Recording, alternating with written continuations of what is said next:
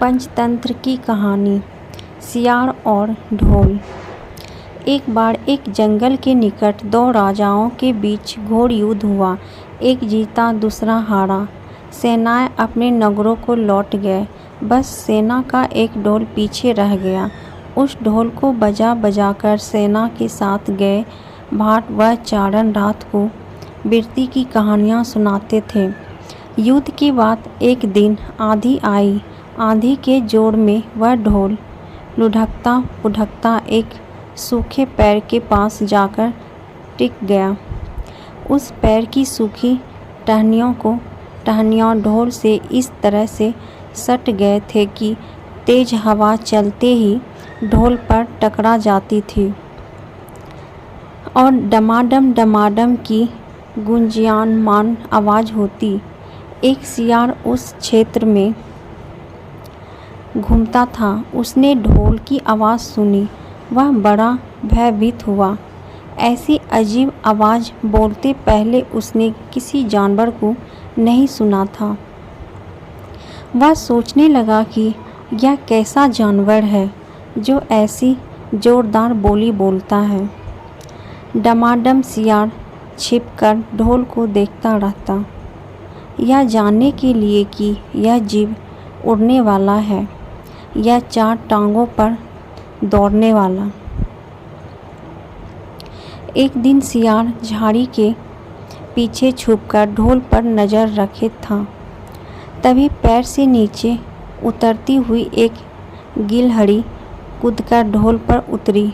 हल्की सी डमकी आवाज़ भी हुई। गिलहरी ढोल पर बैठी दाना कुतरती रही। सियार बड़बड़ाया और ओहे, यह कोई हिंसक जीव नहीं है, मुझे भी डरना नहीं चाहिए। सियार फूंक फूंक कर कदम रखता ढोल के निकट गया। उसे सूंघा। ढोल का उसे ना कहीं सिर नजर आया और ना पैर। तभी हवा के झोंके से टहनियाँ ढोल से टकराई। डम की आवाज़ हुई और सियार उछलकर पीछे जा गिरा। अब समझ आया। सियार उठने की कोशिश करता हुआ बोला, यह तो बाहर का खोल है, जीव इस खोल के अंदर है। आवाज़ बता रही है कि जो कोई जीव इस खोल के भीतर रहता है वह मोटा ताज़ा होना चाहिए।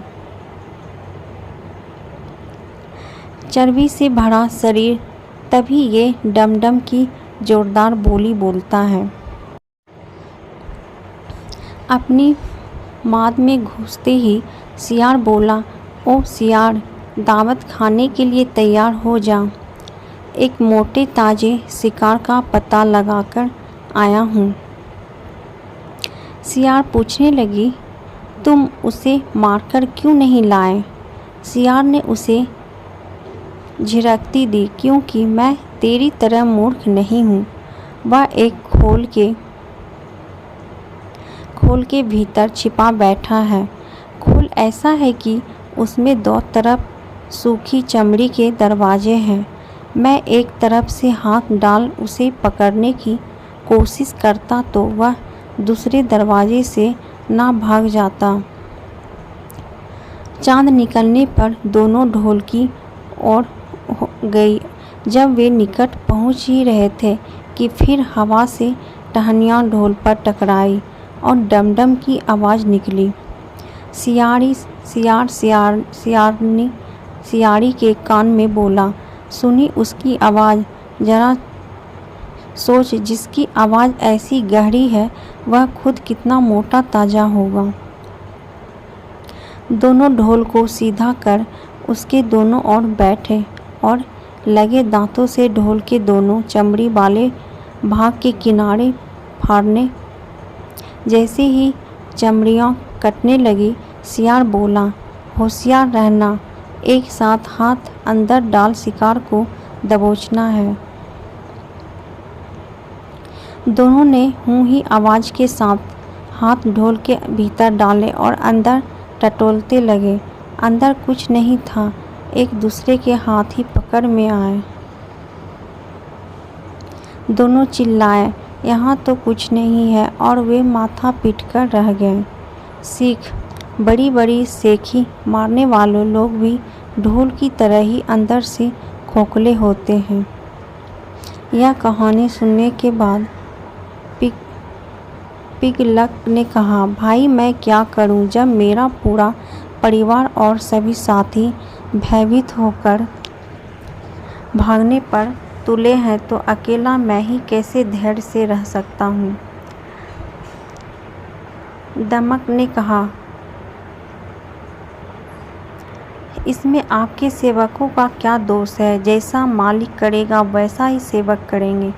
तो भी आप तब तक यही ठहरिए जब तक मैं उस आवाज़ के विषय में ठीक ठीक पता न लगा लूँ। पिगलक ने आश्चर्य से पूछा, क्या तुम वास्तव में वहाँ जाने की सोच रहे हो? दमक ने जवाब दिया, स्वामी जी आज्ञा से तो योग सेवक कोई भी काम कर सकता है, चाहे उसे सांप के मुंह में हाथ डालना पड़े या समुद्र ही पार करना पड़े। राजाओं को चाहिए कि ऐसे ही सेवक को सदा अपने निकट रखें। पिगलक ने कहा, अगर ऐसी बात है तो जाओ भद्र, तुम्हारा मार्ग मंगलमय हो। दमनक उसको प्रणाम करके आवाज़ की दिशा में चल पड़ा। पिगलक को पछतावा होने लगा कि मैंने बेकार ही दमनक की बातों में आकर उसे अपने मन का भेद बता दिया।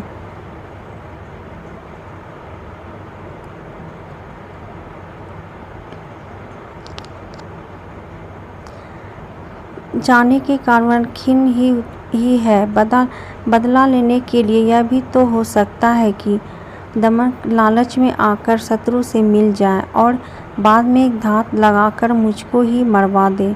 खैर, अब तो एक ही रास्ता है कि कहीं दूसरी जगह छिपकर दमन के आने की राह देखी जाए। खोजते संजीवक के पास पहुंचा तो उसकी खुशी का ठिकाना ना रहा।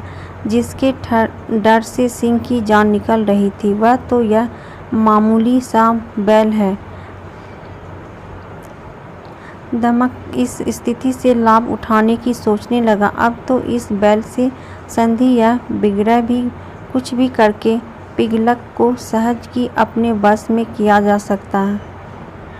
यही सोचता सोचता वह लौटकर पिगलक के पास पहुंचा। पिगलक उसे आते देख संभल कर बैठ गया। दमनक ने पिगलक को प्रणाम किया। पिगलक ने पूछा, तुमने उस भयंकर प्राणी को देखा क्या? दमनक ने कहा, आपकी कृपा से मैं उसे देख आया हूँ। पिगलक को आश्चर्य हुआ, सच? पिगलक ने अपनी झेप मिटाने के लिए कहा, तो फिर उस बलवान जंतु से तुम्हें छोड़ कैसे दिया? शायद उसने इसीलिए तुमको छोड़ दिया होगा कि बलशाली लोग अपने समान बलवाने से ही बैल या मित्रता करते हैं। कहाँ वह महाबली और कहाँ तुम जैसा तुच्छ विनम्र प्राणी। दमनक ने मन का झोंक छिपाकर कहा, ऐसा ही सही, वह सचमुच महान है, बलशाली है और मैं एकदम क्षुद्र दीन प्राणी हूँ। तो भी यदि आप कहे तो मैं उसे भी लाकर आपकी सेवा में लगा सकता हूँ। पिगलक ने चकित होकर कहा, सच कहते हो, ऐसा संभव है? दमनक बोला, बुद्धि के लिए कुछ भी असंभव नहीं है। तब पिगलक ने कहा, अगर ऐसी बात है तो मैं आज से ही तुमको अपना मंत्री नियुक्त करता हूँ। तुम्हें प्रजा पर दया और दंड के अधिकार देता हूँ।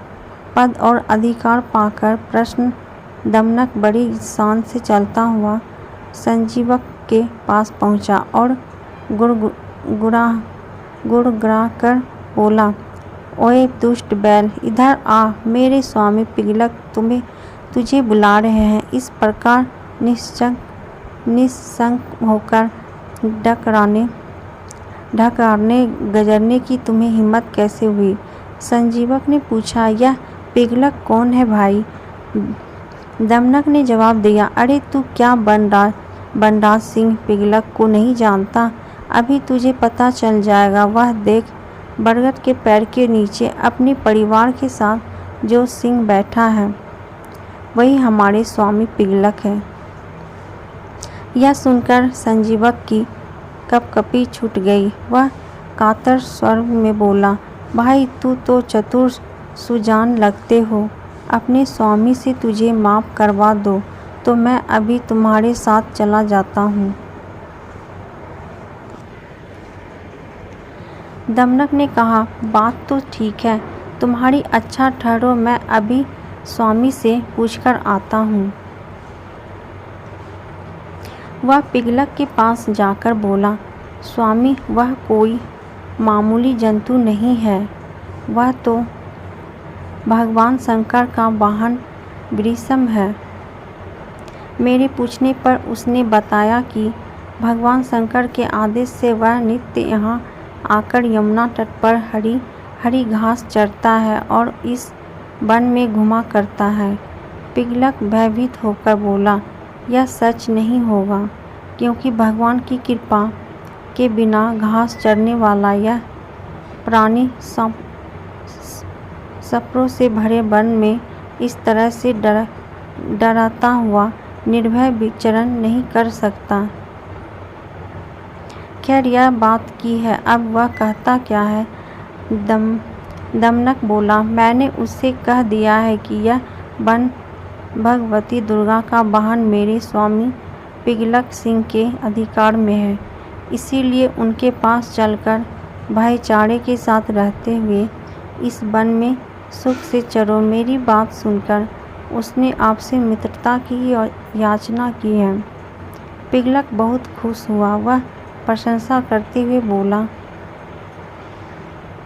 मंत्रीवर तुम धन्य हो, मैंने उसको अब यह न दान दिया, लेकिन तुम मुझे भी उसे अब यह दान दिलाकर मेरे पास ले आओ। दमनक अपनी बुद्धि और भाग्य पर इतराता हुआ फिर संजीवक के पास पहुंचा। बोला, मित्र मेरे स्वामी ने तुमको अब यह दान दे दिया है, अब तुम निडर होकर मेरे साथ चलो, किंतु याद रहे कि राजा का साथ और कृपा पाने के बाद भी तू हमसे उचित व्यवहार ही करना, कहीं घमंड में आकर मनमाना आचरण न कर बैठना। मैं समस्यानुकूल ही साधन करूँगा। मंत्री के पद पर तुम्हारे रहने से हम दोनों को राजलक्ष्मी का सुख मिलेगा। जो व्यक्ति अहंकार के कारण उत्तम, मध्यम और अधम व्यक्तियों का उचित सम्मान नहीं करते, राजा का सम्मान पाने के बाद भी दंतिल की तरह दुख भोगते हैं। संजीवक ने पूछा, यह दंतिल कौन था? दमनक कथा सुनाने लगा। व्यापारी का पतन और उदय।